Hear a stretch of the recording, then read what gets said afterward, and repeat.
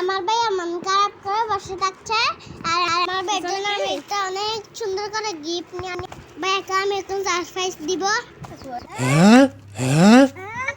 আমি তো এটাই করছিলাম, তুমি নিয়ে এসেছ। তোমারটা কি দেখি? তোমারটা খুব সুন্দর হয়েছে, আমারটা খুব সুন্দর হয়েছে, আমারটাও পছন্দ হয়েছে। থ্যাংক ইউ ভাই এটা আমি কোথা থেকে কিনেছি বাবা? রোহিঙ্গা বাজার থেকে।